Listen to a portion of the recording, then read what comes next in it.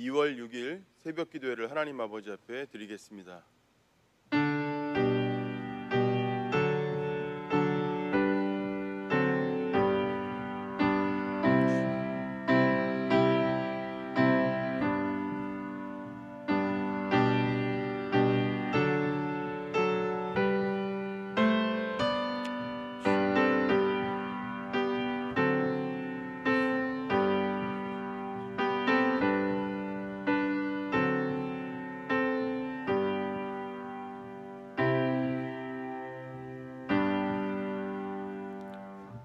사도신경으로 우리의 신앙을 고백하겠습니다.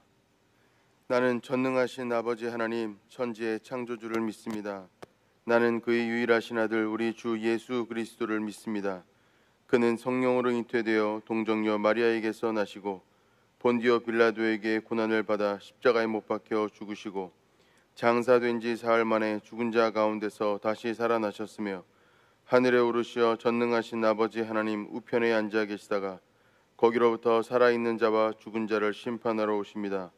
나는 성령을 믿으며 거룩한 공교회와 성도의 교제와 죄를 용서받는 것과 몸의 부활과 영생을 믿습니다.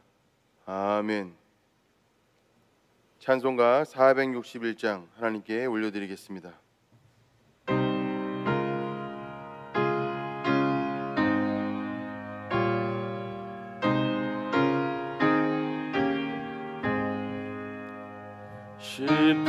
십자가를 질 수 있나 주가 물어보실 때 죽기까지 나르오리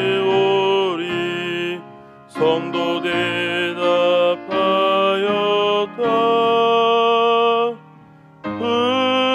우리의 심령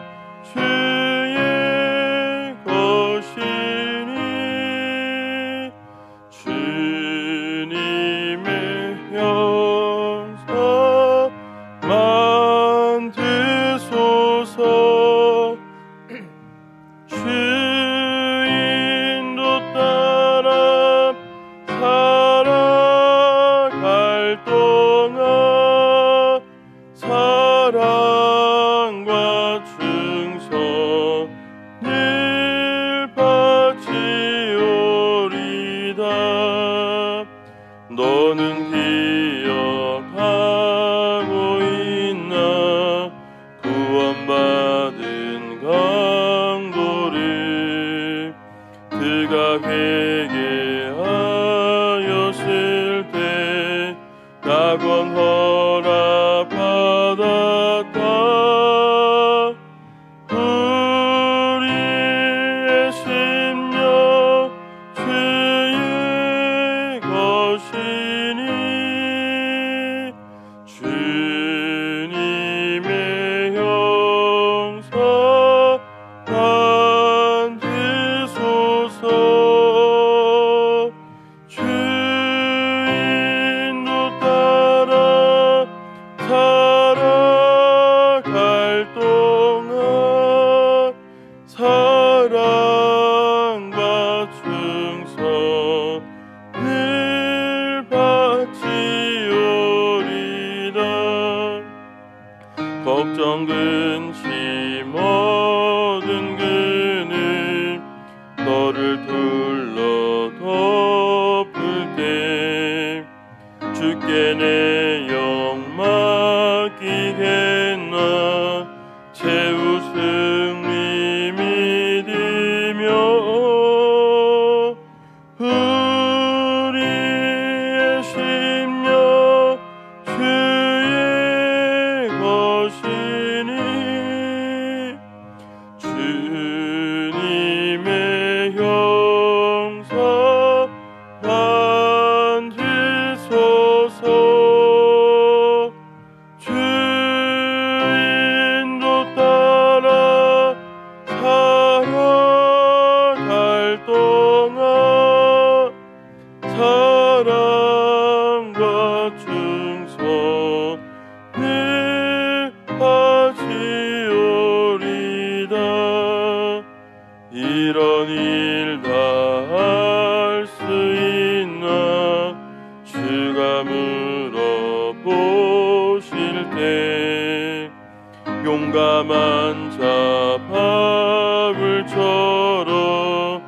선뜻 대답하리라. 우리의 심령 주의 것이니 주님의 형상 만지소서.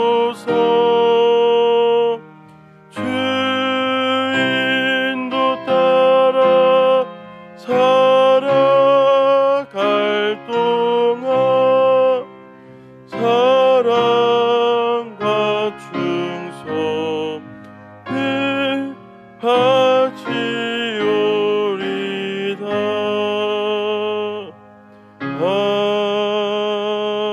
아멘. 이 시간 하나님께서 우리에게 주시는 말씀은 마태복음 10장 34절에서 42절까지의 말씀입니다. 마태복음 10장 34절에서 42절까지의 말씀을 봉독하겠습니다.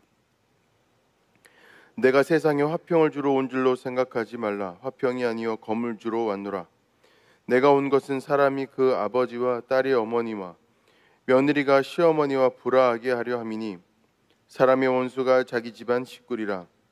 아버지나 어머니를 나보다 더 사랑하는 자는 내게 합당하지 아니하고 아들이나 딸을 나보다 더 사랑하는 자도 내게 합당하지 아니하며 또 자기 십자가를 지고 나를 따르지 않는 자도 내게 합당하지 아니하니라. 자기 목숨을 얻는 자는 잃을 것이요 나를 위하여 자기 목숨을 잃은 자는 얻으리라. 너희를 영접하는 자는 나를 영접하는 것이요 나를 영접하는 자는 나를 보내신 이를 영접하는 것이니라.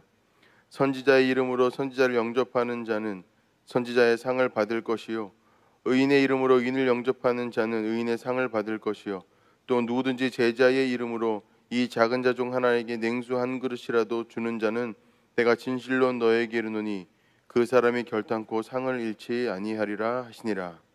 아멘. 기도하겠습니다. 하나님 아버지 감사합니다. 이 아침에 우리를 깨워주시고 하나님의 말씀 앞에 서게 하심에 감사합니다.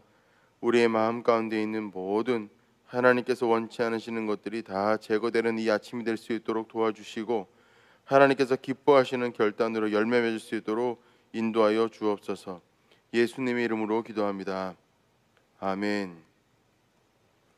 우리가 이 시간 읽은 이 말씀은 굉장히 어려운 말씀입니다. 특별히 34절부터 37절까지의 말씀은 참 우리에게 어렵고 또 어려운 그런 말씀입니다. 34절에서 37절까지의 말씀이 우리에게 주는 메시지는 두 가지 정도 있다고 정리해 볼 수 있겠습니다. 첫 번째는 무엇인가 하면 하나님의 진리는 예리한 칼과 같다는 것입니다. 우리는 가끔 하나님의 뜻이 이래도 괜찮고 저래도 괜찮다고 그렇게 생각하는 것 같습니다. 그러나 그것은 오해입니다. 하나님께서 그와 같이 분명하지 않은 뜻을 가지고 계신 것이 아닙니다. 하나님의 뜻은 분명합니다. 해야 하는 일이 분명하고 하지 말아야 하는 일이 분명합니다. 그리고 하나님께서는 우리 각자 모든 사람들에게 그와 같은 뜻을 분명하게 가지고 계십니다. 그러나 우리는 그것을 분명하게 받아들이지 못합니다. 이유는 무엇인가 하면 하나님 때문이 아니라 바로 우리 때문입니다. 하나님께서 원하시는 대로 행하면 되고 하나님께서 하지 말라는 것을 하지 않으면 되는데 우리는 하나님께서 하라고 하는 일을 해야 될지 말아야 할지를 고민합니다. 또 하나님께서 하지 말라고 하신 일을 하지 말아야 할지 해야 할지를 고민합니다. 그래서 우리의 인생이 복잡해지는 것입니다. 그러나 우리가 성경을 읽으면서 분명히 알 수 있는 것은 무엇인가 하면 우리가 하나님 뜻대로 살 수 있는 길은 아주 명확합니다. 단순합니다. 우리의 인생이 복잡하고 이렇게 저렇게 갈팡질팡하지 않을 수 없는 이유는 우리가 고민하지 말아야 할 것을 고민하기 때문입니다. 하나님은 이래도 좋고 저래도 좋고 그렇게 허리멍텅한 뜻을 가지고 계신 분이 아닙니다. 하나님의 뜻은 분명합니다. 그리고 그 분명한 뜻대로 우리는 순종하면 됩니다. 그러면 우리의 신앙생활도 우리의 삶도 아주 단순해집니다. 하나님께서 하라고 하시는 일을 반드시 하고 하나님께서 하지 말라고 하는 일을 반드시 하지 않으면 됩니다. 하나님이 우리에게 살고자 요구하시는 인생은 하나님의 뜻을 따르는 삶입니다. 오직 하나님만 섬기는 것입니다. 인간이 하나님의 뜻대로 살 것인지 아니면 세상을 따르며 살 것인지 그 선택의 중간 단계가 있겠습니까? 이도 저도 아닌 가운데가 있겠습니까? 하나님께는 없습니다. 그러나 우리의 인생을 보면 우리의 인생이 단순하지 않다고 우리가 느끼기 때문에 뭔가 내가 하나님 뜻대로 살고자 애쓴다고 하지만 그렇게 하다 보면 어느 순간에 세상을 섬기고 있는 우리를 발견하게 되는 것입니다. 여러 하나님의 말씀들을 보면 하나님께 순종하면 복을 받게 될 것이요 하나님 아버지 앞에 불순종하면 벌을 받고 멸망하게 될 것이라는 말씀이 기록되어진 부분이 많습니다. 사실 성경의 대부분의 말씀들은 이와 같은 이분법으로 쓰여져 있습니다. 하나님의 말씀을 읽어보면 명확하고 단순합니다. 그런데 어디 인간의 삶이 그렇게 단순합니까?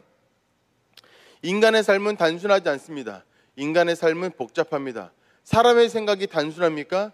아닙니다. 사람의 생각은 복잡합니다. 사람의 마음이 그렇게 단순합니까? 아닙니다. 사람의 마음은 복잡합니다. 그러나 깊이 들여다보면 아무리 복잡해 보이는 우리의 마음도, 아무리 복잡해 보이는 우리의 생각도, 아무리 복잡해 보이는 우리의 모든 생활과 우리의 모든 삶도 분명해집니다. 결국에는 할지 말지를 결정하는 그 이분법 안에 우리의 삶이 해석된다는 것입니다. 하나님은 우리에게 분명하게 그와 같이 말씀하십니다. 해야 하는 것은 하고 하지 말아야 하는 것을 결코 하지 말라고. 하나님께서 말씀하시는 대로 살면 복을 받게 될 것이고 그렇게 살지 아니하면 벌을 받게 될 것이라고 하나님께서는 분명히 우리에게 말씀하고 있다는 것입니다. 그런데 우리는 하나님 뜻대로 살아도 복을 받지 않을 수도 있고 하나님 뜻대로 살지 않아도 벌을 받지 않을 수 있다라는 성경에 나와 있지 않는 다른 여러 가지 보기들을 만들어내서 우리의 인생과 우리의 마음과 우리의 생각을 복잡하게 만드는 것입니다. 이도 저도 아닌 상태에 우리가 놓여 있을 수도 있습니다. 아직 결정하지 않은 상태, 이쪽도 아니고 저쪽도 아닌 상태, 세상을 따르는 것도 아니고 그렇다고 하나님을 확실하게 따르는 것도 아닌 그 어떤 가운데의 그 어딘가에 우리의 신앙생활과 우리의 삶과 우리의 생각과 우리의 마음이 존재할 수도 있습니다. 그러면 그것으로 된 것입니까? 하나님께서는 그저 내가 가운데 있을지라도 결정하지 않았을지라도 하나님 내가 내 나름대로 애쓰고 있다는 것으로 하나님께서는 만족하시겠습니까? 분명 하나님께서는 우리가 애쓰는 것을 알아주십니다. 그리고 우리가 애써서 하나님 뜻대로 따르고자 하지만 따르지 못할 때 하나님은 긍휼의 눈으로 우리를 바라봐 주십니다. 그러면 그것으로 된 것이겠습니까? 아닙니다. 하나님께서 우리를 기다려 주시는 이유, 하나님께서 우리가 결정을 내리지 못할 때에 긍휼히 여겨 주시는 마음으로 우리를 기다려 주시는 이유는 우리가 결정을 내리도록 우리에게 시간과 여유를 주시는 것입니다.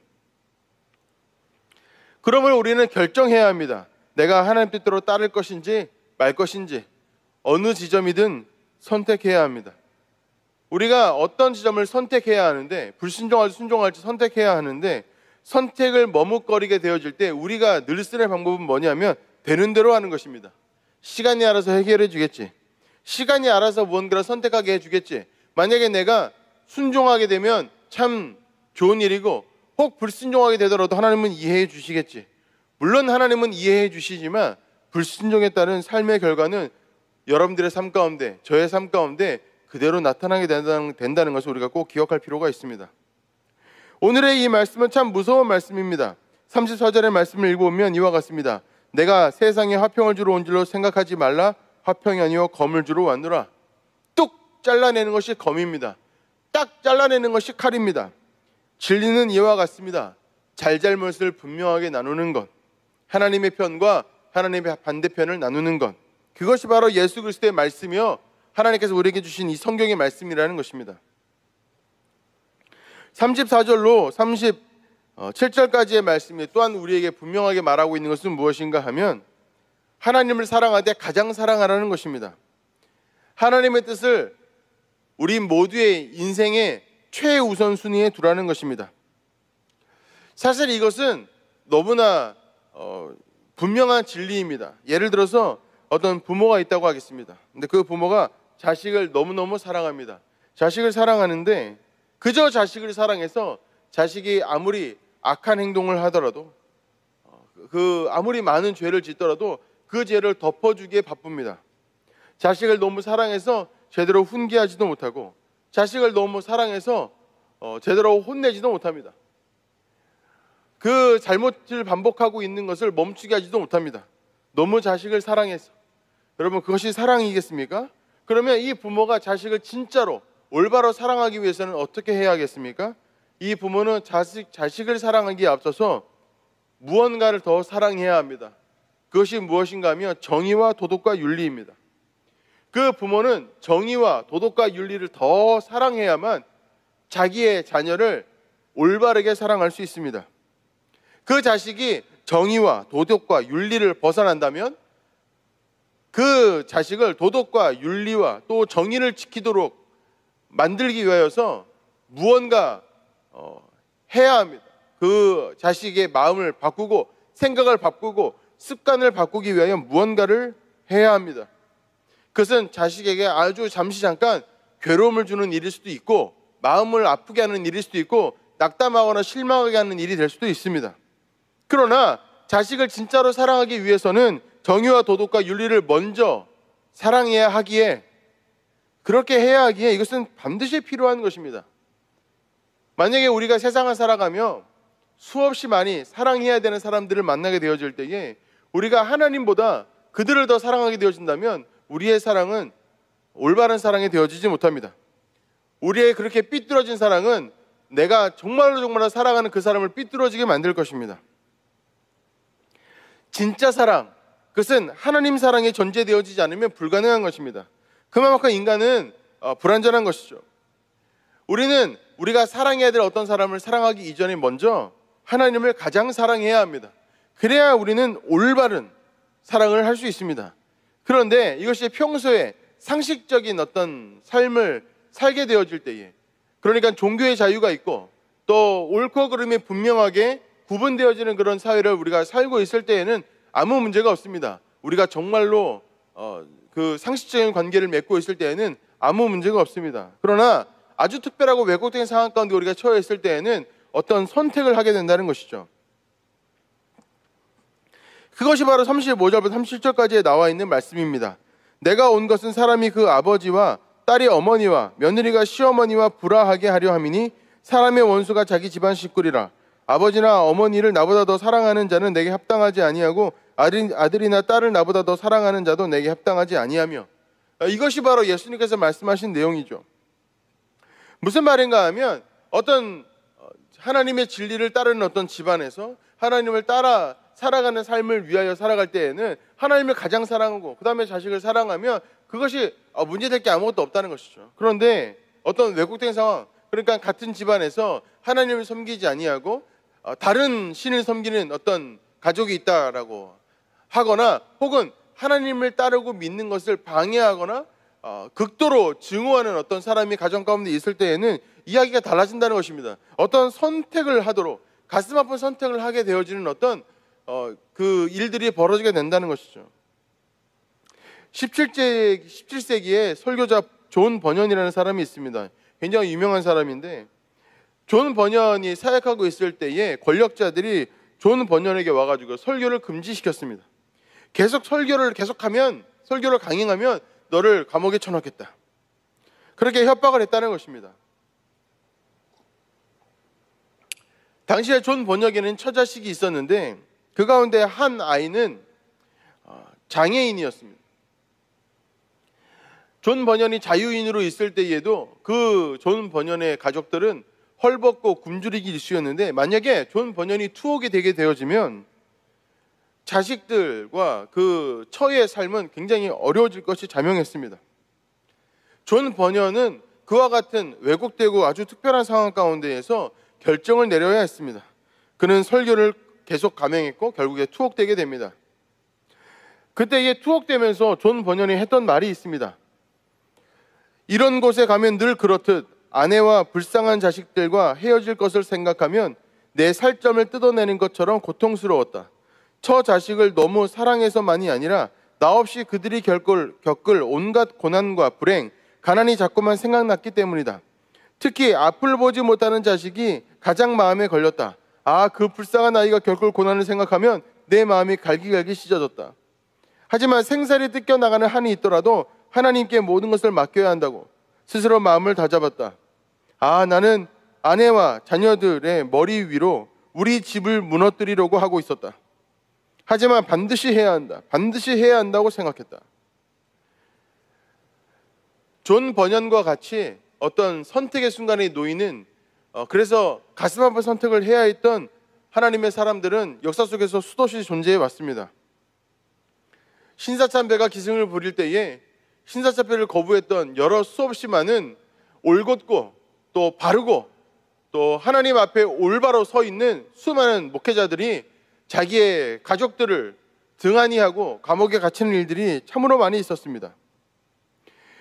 그들이 그와 같이 아픈 선택을 할 수밖에 없었던 이유는 무엇인가 하면 하나님을 올바로 사랑하지 않는 상태에서 그 어떤 일도 할 수 없다는 것을 그들이 알았기 때문입니다. 그리고 하나님께서 요구하시는 삶이라고 하는 것은 오직 하나님을 사랑하는, 하나님을 정말로 진실되게 사랑하는 삶이라는 것을 그들이 알았기 때문입니다.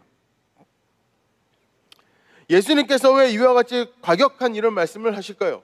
화평을 주러 오신 분이 화평을 주러 오지 않았고 검을 주러 왔다고 말씀하시고 서로 싸우도록 만들겠다고 말씀하시는 이유가 무엇일까요?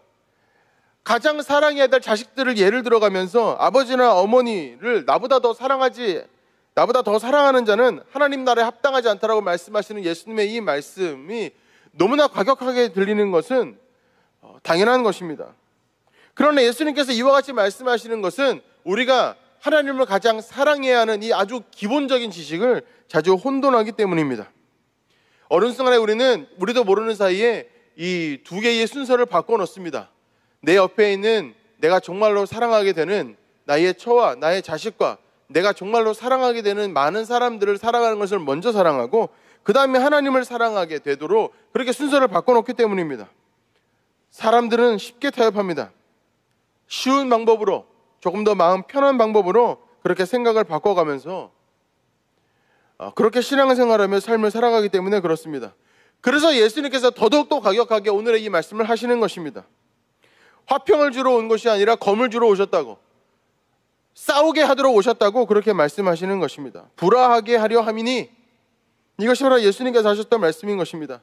그만큼 하나님을 사랑하는 일이 중요하다고 예수님께서 말씀하시는 것입니다. 여러분, 예수님을 따르는 길, 하나님을 따르는 길은 그렇게 쉽지 않습니다. 저는 어렸을 때부터 수많은 유명한 목사님들의 설교를 들으면서 신앙생활은 쉽다고, 진리는 참 쉬운 거라고, 하나님 뜻대로 사는 것은 참 어려울 일이 없는 일이라고 그렇게 수도 없이 설교를 들으면서 살아왔는데, 지금 와서 이 말씀들을 볼 때에 과연 쉬운가? 하나님 뜻대로 살아가는 인생이라는 것이 과연 우리에게 그렇게 쉬운 일인가? 그 질문을 던지지 않을 수 없습니다.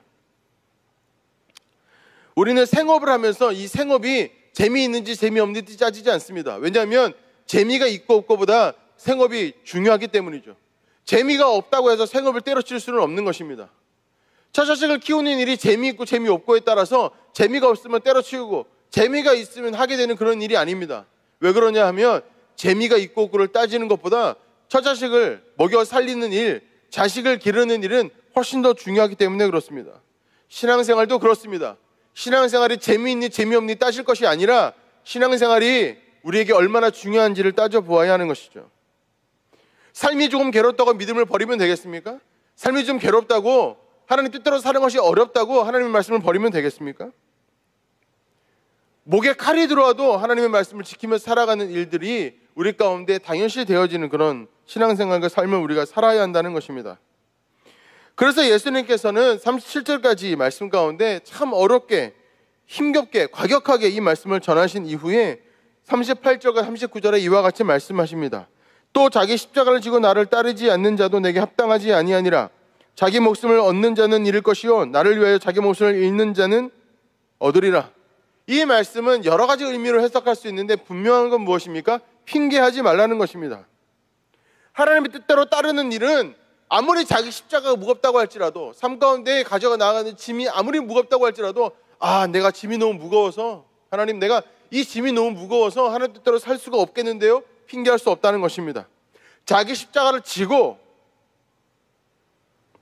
예수님을 따르는 길을 걸어가야 한다는 것입니다. 그러니 예수님을 따르는 길이 쉬운 길이겠습니까? 어려운 길이겠습니까? 마음에 강한 결단이 필요합니다. 40절부터 42절까지의 말씀을 한 번 더 읽어보겠습니다. 너희를 영접하는 자는 나를 영접하는 것이요 나를 영접하는 자는 나를 보내신 이를 영접하는 것이니라. 선지자의 이름으로 선지자를 영접하는 자는 선지자의 상을 받을 것이요 의인의 이름으로 의인을 영접하는 자는 의인의 상을 받을 것이요 또 누구든지 제자의 이름으로 이 작은 자 중 하나에게 냉수 한 그릇이라도 주는 자는 내가 진실로 너에게 이르노니 그 사람이 결단코 상을 잊지 아니하리라 하시니라. 이 말씀은 또 어떤 말씀이시겠습니까? 우리의 신앙생활은 삶으로 나타나야 한다는 것입니다. 우리는 믿으면 구원받는다는 말을 잘 알고 있습니다. 그것은 사실입니다. 명백한 진리이며 세상의 그 어떤 것과도 비교할 수 없는 어마어마한 축복의 말입니다. 믿음으로 구원을 받는다. 그래서 우리는 끝났다고 생각합니다. 믿었으니까, 그래서 구원 받았으니까 나는 할 만큼 했다. 믿는 것만 잘 유지하면 되겠다. 그러나 우리가 마태복음을 쭉 읽으면서 분명하게 알게 되는 것은 무엇인가 하면 믿음은 반드시 삶을 낳는다는 것입니다. 믿음은 믿음으로 끝나는 것이 아닙니다. 구원은 구원으로 끝나는 것이 아닙니다. 반드시 구원은 행위를 낳습니다. 반드시 믿음은 삶을 낳습니다. 행함이 없는 믿음은 죽은 믿음이라고 이야기했던 야고보 사도의 말은 거짓말이 아닙니다. 우리가 정말로 믿음이 있다면 당연히 삶으로 나타내고 행동으로 나타나게 되어져 있습니다. 그것은 우리의 삶을 비워 남을 채우는 일입니다. 우리의 삶을 비워 교회를 채우는 일이고 하나님의 사역을 채우는 일입니다. 그저 나의 욕심을 따르는 삶을 살아가며 내가 제대로 믿음을 갖고 있다고 자부하는 사람들은 반성하고 하나님 아버지 앞에 결단함으로 다시 그 신앙을 새롭게 해야 합니다. 그리고 우리는 한번 살펴보아야 합니다. 나의 삶을 살펴보고 나의 행위를 살펴보고 나의 주변의 모든 것들을 살펴보아서 과연 나의 믿음은 진짜인지 가짜인지 야고보서에서 기록하고 있는 것 같이 우리 스스로를 점검해 보아야 한다는 것입니다. 하나님을 따르는 길은 쉽지 않습니다. 그러나 그 길은 생명의 길이며 그 길은 우리가 반드시 가야 하는 길입니다. 결코 놓치지 말아야 하는 길입니다.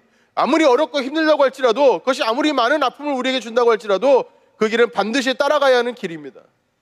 그것은 재미가 없다고 따르는 것을 포기할 수 있는 그런 길이 아닙니다. 그저 그렇게 가볍게 볼 일이 아니라는 것입니다. 저와 여러분들의 오늘의 이 말씀을 우리 마음 가운데 잘 심고 우리의 삶 가운데 열매 맺을 수 있기를 바랍니다. 그렇게 되어지는 우리 모든 장성의 교우들 되시기를 주님의 이름으로 축원합니다.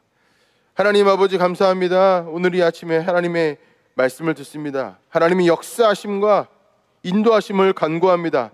우리의 후패하고 우리의 더럽혀진 우리의 모든 마음과 우리의 삶을 하나님 성령의 역사하심으로 예수 그리스도의 보혈로 정결케 하여 주시고, 그래서 하나님 아버지 앞에 우리가 더욱더 정결한 마음으로 올바로 헌신하며 나아갈 수 있도록 도우시고 인도하여 주옵소서. 거짓된 신앙과 왜곡된 신앙이 판을 치는 이 세상 가운데 올곧이 서서 하나님의 뜻대로 살아내는 우리의 인생이 될 수 있도록 도와주시며, 올바른 하나님께서 기뻐하시는 열매를 많이 맺는 우리의 삶이 되어져서 우리가 가는 곳들마다 우리의 세상의 모든 것들이 변화되어지고 아름다워지며, 또한 하나님의 뜻대로 하나님의 나라가 이루어지는 그런 일들이 많이 나타나도록 우리를 사용하여 주옵소서.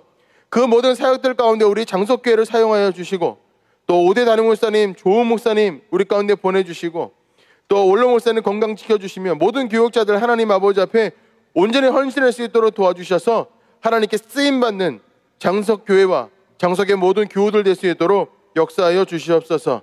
다시 한번 결단하며 하나님께 나아가는 이 아침이 되도록 도와주시고, 이 말씀대로 살아내서 우리 삶에 많은 열매가 맺혀질 수 있도록 인도하여 주옵소서. 예수 그리스도 이름으로 기도드리옵나이다. 아멘.